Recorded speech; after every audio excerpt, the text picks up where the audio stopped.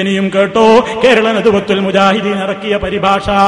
വിശുദ്ധ ഖുർആൻ വിവരണം 4-ാം വാള്യത്തിൽ അതാ സൂറത്തുൽ ഫലഖിന്റെ വിശദീകരണത്തിൽ അമാനി മുഹമ്മദ് മൗലവി അടക്കമുള്ള കുറെ പണ്ഡിതന്മാർ ചേർന്ന് എഴുതിയ ഈ പരിഭാഷ, ഈ വ്യാഖ്യാനം എത്രയോ കൊല്ലങ്ങളായില്ലേ മുസ്ലിം കൈരളിക്ക് സംഭാവനയായി നൽകപ്പെട്ടിട്ട്. അതിൽ പറയുന്ന വാചകം കേട്ടോ, റസൂൽ സല്ലല്ലാഹു അലൈഹി വസല്ലം തിരുമേനി ചരമം പ്രാപിച്ച രോഗത്തിൽ അവിടുന്ന് ഇഖ്ലാസ്, ഫലഖ്, നാസ് എന്നീ 3 സൂറത്തുകൾ ഓതി ദേഹത്തിൽ ഊതിയിരുന്നുവെന്നും രോഗം ശക്തിയായപ്പോൾ താൻ അവ ഓതി തിരുമേനിയുടെ കയ്യിൽ ഊതി ആ കൈ കൊണ്ട് തടവിക്കൊടുക്കാറുണ്ടായിരുന്നുവെന്നും ആയിഷ റളിയല്ലാഹു അൻഹാ പ്രസ്താവിച്ചതായി ബുഖാരിയും മുസ്ലിമും രേഖപ്പെടുത്തിയിരിക്കുന്നു. രോഗികളെ ഈ സൂറത്തുകൾ ഓതി മന്ത്രിക്കാമെന്ന് ഇതിൽ നിന്ന് വ്യക്തമാണ്. ശേഷം കുറെ കാര്യങ്ങൾ പറയുന്നുണ്ട്. പിന്നെ മൗലവിയുടെ ഒരു ദീർഘവീക്ഷണം കേട്ടോ, മൗലവിയുടെ ഒരു ദീർഘവീക്ഷണം. ഏതെങ്കിലും ആളുകൾ ഇനി മുജാഹിദിന്റെ നേരെ ഇവരിത് പണ്ട് എതിർത്തവരാണെന്ന് പറയുമോ എന്ന ഒരു ദീർഘവീക്ഷണം കൊണ്ടായിരിക്കാം മൗലവി മന്ത്രത്തെ എതിർക്കുന്നവര് അവരെ വിമർശിച്ചുകൊണ്ട് മൗലവി അന്നേ എഴുതുകയാണ്. മന്ത്രത്തെ എതിർക്കലല്ല, മന്ത്രത്തെ എതിർക്കുന്നവരെ എതിർത്തുകൊണ്ട് മൗലവി എഴുതിയത് കേട്ടോ.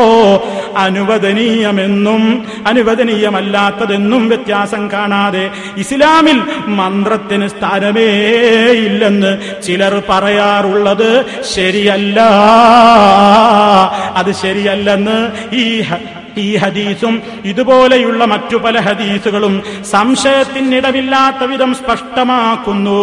ഹദീസുകളിൽ വന്നിട്ടുള്ള മന്ത്രങ്ങൾ പരിശോധിച്ചാൽ അവയെല്ലാം കേവലം അല്ലാഹുവിനോടുള്ള പ്രാർത്ഥനകളാണെന്ന് കാണാവുന്നതാണ്.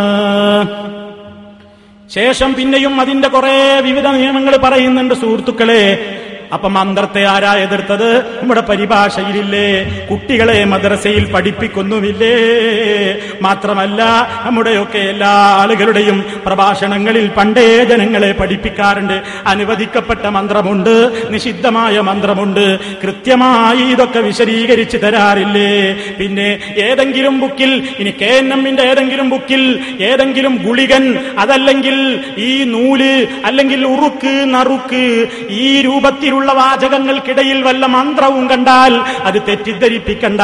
അവിടെയൊക്കെ നിഷിദ്ധമായ നൂലുമന്ത്രവും ദുർമന്ത്രവും ഒക്കെയാണ് ഉദ്ദേശിക്കപ്പെട്ടത്. ഏതെങ്കിലും ഒരു സ്ഥലത്ത് സന്ദർഭത്തിൽ നിന്ന് അടർത്തിയെടുത്തിട്ട് ഈ സത്യത്തെ തമസ്കരിക്കാൻ, ഈ സത്യത്തെ നിരാകരിക്കാൻ നിങ്ങളിനി തയ്യാറാവേണ്ടതില്ല. ജനങ്ങൾ വിവരമുള്ളവരാണ്, അവര് ഖുത്ബകൾ കേൾക്കുന്നവരാണ്, അവര് പ്രസംഗങ്ങൾ ശ്രദ്ധിക്കുന്നവരാണ്, അവര് വായിക്കുന്നവരാണ്. മന്ത്രത്തെ എതിർത്തിട്ടില്ല. 974 രേഖ ഞാൻ കാണിച്ചു. അതിന്റെ മുമ്പും അതിന്റെ ശേഷവും ഒന്നും എതിർത്തിട്ടില്ല കേട്ടോ.